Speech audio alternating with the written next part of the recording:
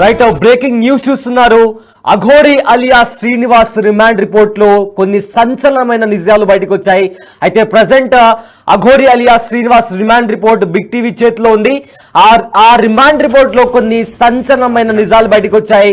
అయితే చిన్నతనం నుంచే అఘోరి అలియా శ్రీనివాస్ దొంగతనాలు చేసి అతని పైన పలు కేసులు కూడా ఫైల్ అయ్యాయి. ఇదే నేపథ్యంలో అతని గ్రామస్తులు కూడా అతని పైన దాడి చేసినటువంటి పరిస్థితి కనిపించింది.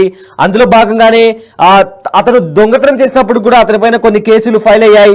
అయితే ఆ దాడుల్లో దొంగతనం చేసినప్పుడు గ్రామస్తులు అతని పైన దాడి చేసినప్పుడు అతని ప్రైవేట్ పార్ట్స్ కి గాయాలయ్యాయి.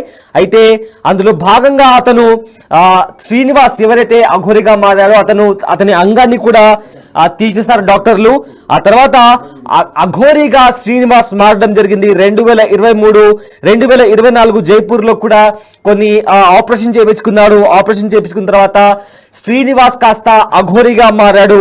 అయితే తను నమ్మిన వారిని పూజలు చేపిస్తానని చెప్పి డబ్బులు డిమాండ్ చేశాడు. అదేవిధంగా అడిగినంత ఇవ్వకపోతే ఆ చేసిన పూజలు విఫలమై తమ కుటుంబమే ఎవరైతే పూజలు చేయించుకున్నారో వాళ్ళ కుటుంబం సర్వనాశనం అయిపోతుంది అని కూడా అతను చెప్పడం జరిగింది. అయితే ప్రజెంట్ బిగ్ టీవీ స్క్రీన్ పైన మీరు శ్రీనివాస్ కి సంబంధించిన రిమాండ్ రిపోర్ట్ చూస్తున్నారు. ఆ రిమాండ్ రిపోర్ట్ లో కొన్ని కీలకమైన అంశాలు బయటకు వచ్చాయి.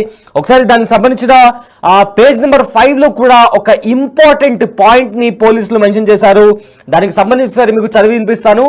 The investigation revealed that the accused Srinivas Shiva Vishnu Brahma Alluri alias Aghori Mata was originally male and was named Srinivas at birth.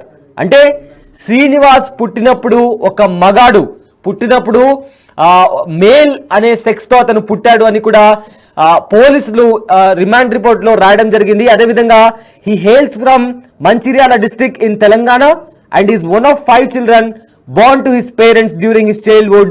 He was reportedly involved in a theft related activities for which he was punished by villagers. చిన్నతనం నుంచే దొంగతనాలు చేయడం ప్రారంభించాడు. ఈ నేపథ్యంలోనే అతను దొంగతనం చేసి దొరికినప్పుడు కూడా గ్రామస్తులు అతన్ని కొట్టారు అని కూడా ఈ రిమాండ్ రిపోర్ట్ లో పోలీసులు చాలా క్లియర్ గా మెన్షన్ చేశారు. In one such incident, his genitals were severely burned, leading to severe infection. అలా దాడి చేసినప్పుడు అతని అంగం ఏదైతే ఉందో, అతని సెక్షువల్ ఆర్గన్ ఏదైతే ఉందో అది సివియర్ గా ఇంజ్యూర్డ్ అయింది అని కూడా ఆ రిమాండ్ రిపోర్ట్ లో రాశారు. అయితే after medical consultation doctors were forced to remove his penis due to the extent of damage. In 2023, Srinivas traveled to Chennai where he underwent gender affirming surgery for the removal of his penis.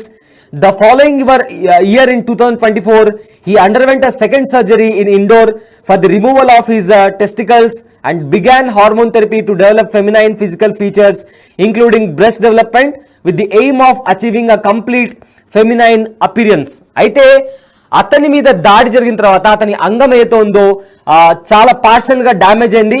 So ఈ నేపథ్యంలో doctors అతని పెన్నిస్ ఏదైతే sexual organ ఉందో అది తీసేయాలని కూడా చెప్పిన నేపథ్యంలో doctors తన అంగాన్ని తీసేసిన తర్వాత 2023లో శ్రీనివాస్ చెన్నైకి వెళ్ళి అక్కడ తన అంగాన్ని కంప్లీట్ గా రిమూవ్ చేపించుకున్నాడు. అంటే సర్జరీ చేపించుకున్నాడు. సర్జరీ చేపించుకున్న తర్వాత తను కంప్లీట్ గా ఫీమేల్ లాగా మారడానికి కావాల్సిన ఏవైతే ప్రొసీజర్ ఉందో అది కంప్లీట్ గా ఫాలో అయ్యాడు. దాని తర్వాత ఏదైతే చెస్ట్ దగ్గర భాగం ఉంటుందో అది ఫీమేల్ లాగా కనిపించేలాగా కూడా అతను ఎగ్జామిన్ అంటే దానికి సంబంధించిన ప్రాసెస్ ను కూడా ఫాలో అయ్యి కంప్లీట్ గా ఒక మహిళ ఎలా కనిపిస్తుందో ఆ విధంగా అతను సర్జరీ దాంతోపాటు దానికి కావాల్సిన ప్రతిదీ కూడా అతను ఫాలో అవుతూ కంప్లీట్ గా ఒక మహిళ లాగా మారాడు అని కూడా పోలీసులు చాలా క్రిస్టల్ క్లియర్ గా ఆ రిమాండ్ రిపోర్ట్ లో పొందుపరచడం జరిగింది. అదేవిధంగా శ్రీనివాస్ ఆ రకంగా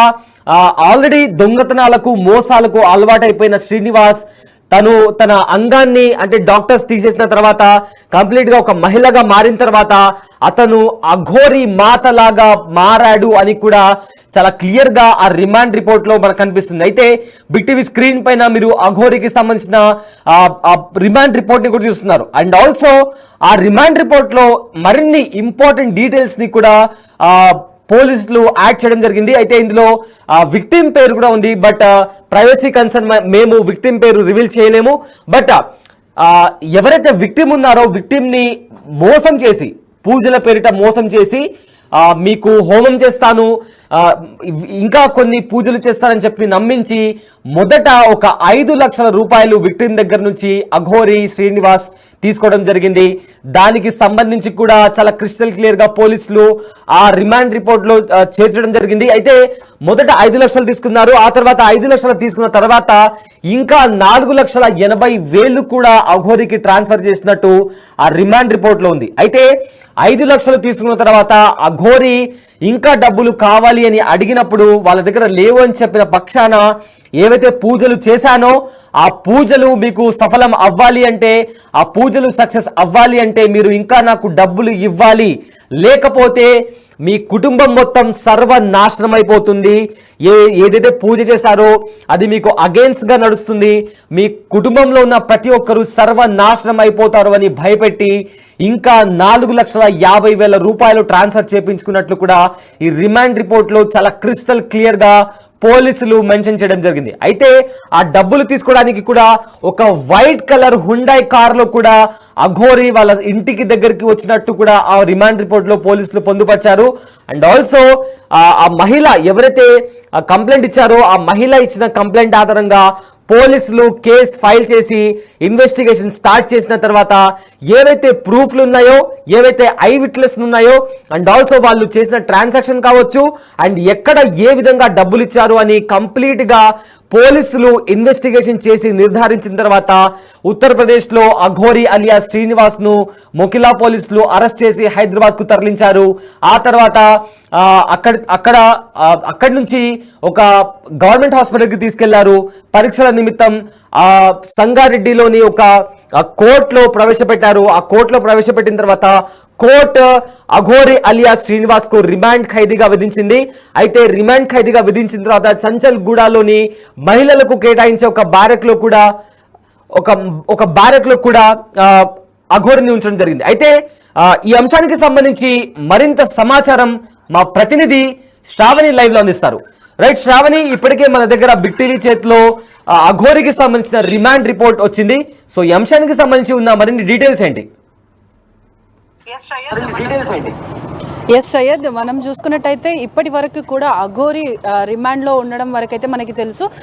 ఇవాళ మనకి రిమాండ్ రిపోర్ట్ అనేది బయటికి రావడం జరిగింది. రిమాండ్ రిపోర్ట్లో వాళ్ళు మెన్షన్ చేసింది ఏంటంటే స్టార్టింగ్ నుంచి కూడా అసలు ఈ అఘోరి అనే వ్యక్తి ఎవరు, అసలు ఈయన నేటివ్ ప్లేస్ ఎక్కడ, ఇతడు ఎక్కడి నుంచి వచ్చాడు, అసలు అఘోరిగా నిజంగానే తను 14 సంవత్సరాల నుంచి కూడా ధ్యానాలు చేస్తూ అఘోరిగా మారాడా, లేకపోతే దీని వెనకాల ఇంకేమైనా ఇతర కారణాలు ఉన్నాయా అన్న విషయాలన్నింటినీ కూడా ఇన్వెస్టిగేషన్ చేసిన తర్వాత మనకి రిమాండ్ రిపోర్ట్లో మెన్షన్ ఏంటి అంటే శ్రీనివాస్ అంటే అఘోరిగా మారిన శ్రీనివాస్ ఎవరైతే ఉన్నారో అతను పుట్టడం కూడా మగవాడిగానే పుట్టడం జరిగింది. దాని తర్వాత అతను ఇంట్లో 5 పిల్లలలో ఇతను ఒకడు కావడం, మగ పిల్లాడిగా పుట్టడం అనేది అయితే జరిగిందని చెప్పేసి కూడా క్లియర్గా చెప్తున్నారు. అంటే ఇతను చిన్నప్పటి నుంచి కూడా కొన్ని దొంగతనాలకి, కొన్ని వ్యసనాలకు అలవాటు పడిన శ్రీనివాస్ ఒకరోజు ఇలానే దొంగతనాలు చేస్తూ అక్కడ ఉన్నటువంటి గ్రామస్తులకు దొరికిపోవడం వల్ల అతన్ని కొట్టడం జరిగింది. ఆ కొట్టే ప్రయత్నంలోనే తన ప్రైవేట్ పార్ట్స్కి కూడా దెబ్బ తగలడం జరిగింది. అది కాస్త అది ఇన్ఫెక్షన్గా మారింది. సో 2023లో అతను చెన్నైకి వెళ్ళి తన ప్రైవేట్ పార్ట్స్కి ట్రీట్మెంట్ చేయించుకున్న సందర్భంగా అతడికైతే మెడికేషన్ ఇవ్వడం జరిగింది. ఆ మెడికేషన్ వాడినప్పటికీ కూడా అతడికి ప్రైవేట్ పార్ట్స్ అనేది క్లియర్ అవ్వకపోవడం వల్ల 2024 ఇండోర్లో అయితే అతడు వెళ్ళి కంప్లీట్గా తన ప్రైవేట్ పార్ట్స్ని రిమూవ్ చేయించుకోవడం జరిగింది. దాని తర్వాత అతడు తనకి సోర్స్ ఆఫ్ ఇన్కమ్ కావాలి కాబట్టి అతను అఘోరిగా ఎలా అయితే ఈ మన హిందూ సాంప్రదాయాలలో మనం భావాలకి కానీ ఇటు దేవుళ్ళన్నా కూడా మనం ఎంత రెస్పెక్ట్ ఇస్తామన్న విషయం తెలిసిందే. దాన్ని అతను క్యాష్గా చేసుకోవాలన్న ఒక ఉద్దేశంతో తను అఘోరిగా మారాలని నిర్ణయించుకున్నాడు. అలాగే తను అఘోరీలు ఏ విధంగా ఉంటారు అన్న దానిపైన కూడా స్టడీ చేసిన తర్వాత తను అఘోరీలాగా జుట్టు పెంచుకోవడం, గోర్లు పెంచుకోవడం ఇవన్నీ కూడా చేయడం జరిగింది. సో కంప్లీట్గా ఏదైతే అఘోరీలు ఉంటారో అదే విధంగా తను ఒక మహిళగా ఉన్న వ్యక్తి అని నమ్మించడం కోసం తను ఏదైతే తన ప్రైవేట్ పార్ట్స్ని తీపించేశాడో ఆ సందర్భంలోనే తను బ్రెస్ట్ ఇంప్లాంటేషన్ అనే సర్జరీ కూడా చేయించుకోవడం జరిగిందని చెప్పేసి క్లియర్గా మనకైతే ఈ రిమాండ్ రిపోర్ట్లో తెలియపరుస్తున్నారు. అంటే తను ప్రీ ప్లాన్డ్గానే తను ప్రజల్ని మోసం చేయడానికి ఒక పథకం పన్నాడన్నట్టుగానే అర్థమవుతుంది. అదేవిధంగా తను అఘోరిగా మారిన తర్వాత కొన్ని సందర్భాల్లో కూడా మనకి ఇక్కడ సిటీలో కనిపించడం కానీ మరి ఇతర రాష్ట్రాలలో కూడా వెళ్ళి తను పూజలు అనేవి వాటిని పూజలు చేస్తూ ఉండడం, ప్రజల యొక్క నమ్మకాన్ని పొందడం అనేది మొదలు పెట్టాడు. దాని తర్వాత ప్రతి ఒక్కరు కూడా ఇతను నిజంగానే అఘోరి, ఇతడికి మహిమలు ఉన్నాయి, ఇతడి పూజల వల్ల వాళ్ళకి అన్ని అదృష్టం కలిసి వస్తుందని చెప్పేసి కూడా ప్రతి ఒక్కరు నమ్మడం మొదలు పెట్టారు. దాని తర్వాత ప్రతి ఒక్కరు కూడా వాళ్ళ ఇండ్లలో ఏదైనా పూజలు ఉన్నా కానీ ఏదైనా హోమాలు ఉన్నా కానీ అఘోరిని సంప్రదించి వాటికి తగినట్టుగా హోమాలు అనేవి జరిపిస్తూ ఉండేవాళ్ళు. అంటే మనకి మెన్షన్ అంటే రిమాండ్ రిపోర్ట్లో క్లియర్గా మెన్షన్ చేసింది ఏంటి అంటే ఒక ఇద్దరి విక్టిమ్స్ ఎవరైతే ఉన్నారో వారి గురించి అయితే కంప్లీట్గా చెప్పడం జరిగింది. కానీ డీటెయిల్స్ అనేవి మనం కంప్లీట్గా చెప్పకూడదు కాబట్టి ఏదైతే ఒక వ్యక్తి ఉన్నాడో అతను వాళ్ళ ఇంట్లో పూజ పర్ఫామ్ చేసినందుకు గాను అతడికి హ్యూండాయ్ i20 కార్ వైట్ అయితే గిఫ్ట్ చేయడం జరిగింది. దాని తర్వాత కూడా అఘోరి ఎక్కడికి వెళ్ళినా ఎక్కడ పూజలు పెర్ఫామ్ చేసినా కూడా తను ఆ కార్లోనే వెళ్తూ ఉండేది. అదేవిధంగా తను ఇంకొక విక్టిమ్ ఎవరినైతే కలిశాడో వాళ్ళు ముందుగానే ఒక బర్త్డే పార్టీలో వాళ్ళని కలవడం జరిగింది. ఆ